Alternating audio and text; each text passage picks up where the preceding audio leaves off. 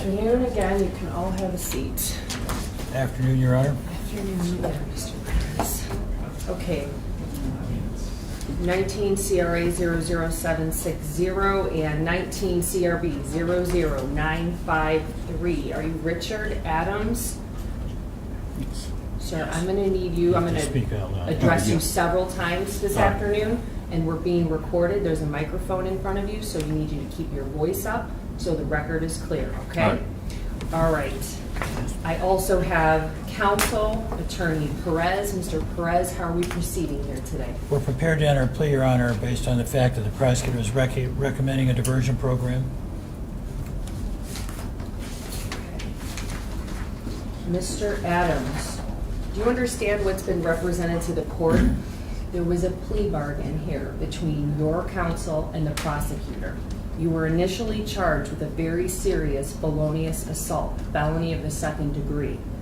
As a result of the pre-trial discussions, the prosecutor has moved the court to dismiss that very serious felony and has filed a new charge, a still serious assault charge, but that's a misdemeanor of the first degree, and the penalties are less severe, punishable by up to 180 days in jail, up to $1,000 fine. You can be ordered to pay court costs and placed on probation. Is that your understanding of what's happening here this afternoon? Yes, ma'am. There is also a recommendation that the case be referred to first offender. I understand that. Yes, ma'am. Do you understand that's just a recommendation here to the court? Yes, ma'am. Okay. Before I can accept a plea from you, I need to make sure you understand that by pleading guilty, you are giving up your trial rights in this case. So you are waiving your right to have a trial, either to me as a judge or to a jury. Do you understand that? Yes, ma'am. You are waiving your right to confront witnesses by cross-examination. You're waiving your right to compel witnesses to come to court and to testify using the power of subpoena. Do you understand that? Yes, ma'am. You are waiving your right to have the state prove its case against you beyond a reasonable doubt, and you're waiving your right to remain silent. This is a complete admission of guilt, and I can sentence you today.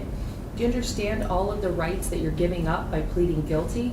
Yes, ma'am. Has anyone made any threats or promises to get you to change your plea? No. Are you under the influence of any drugs or alcohol? No, ma'am. Are you a U.S. citizen? Yes, ma'am. Are you satisfied with the representation of your counsel? Yes, ma'am. Okay, then how do you plead to the amended charge of assault? Guilty. You want to tell me what happened here, Mr. Adams? When I walked out onto Randy,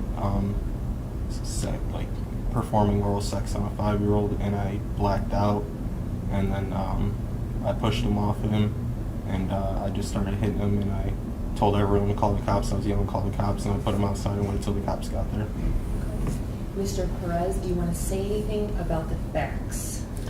Judge, based on the facts in this case, my client, who has no prior criminal history whatsoever, is 20 years old, came out one part of the house to another and into a darkened room and saw this 17-year-old male performing oral sex on a 5-year-old. The 5-year-old had his pants down. It completely took Ricky aback. It was a horrific scene that he saw. He reacted by doing, I think, what anybody would do. He went and pulled this individual off the 5-year-old. He reacted by striking him a few times based on the passion of the event and what he perceived. He actually got physically sick from seeing it and threw up.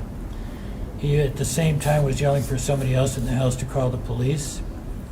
He then took this individual outside and had him wait there until the police showed up. So what he did was really in the heat of passion in an effort to stop something that he'd never seen before and found horrific. So I don't expect he would ever do anything like that again. He's not exactly sure what happened. He sort of lost control at the moment. And that's what happened that day.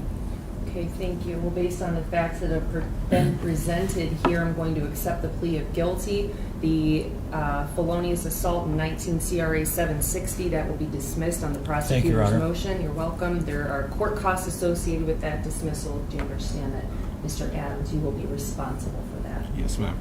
Okay, there is a motion here from the state for first offender program. Mr. Perez, do you want to say anything about that? We would concur in that motion, Your Honor, and ask that the court place him in the diversion program, a first offender program.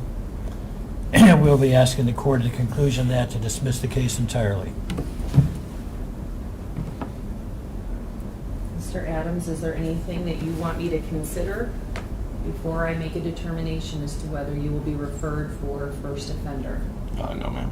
All right, well, I had pretrial discussions on this issue with the prosecutor and with counsel. It's been represented that this is a true first offense, that It there is. is no prior record. And based on the facts that were presented to me, as well as the lack of criminal history for the defendant, I will accept the referral here, the recommendation to refer this to diversion, the first offender program. Thank and you, the Your Honor. matter, you're welcome, the matter will be reset for any issues on that. So you're going to go downstairs to the probation department. Okay? All right, thank you. Thank you, Your Honor. You're welcome.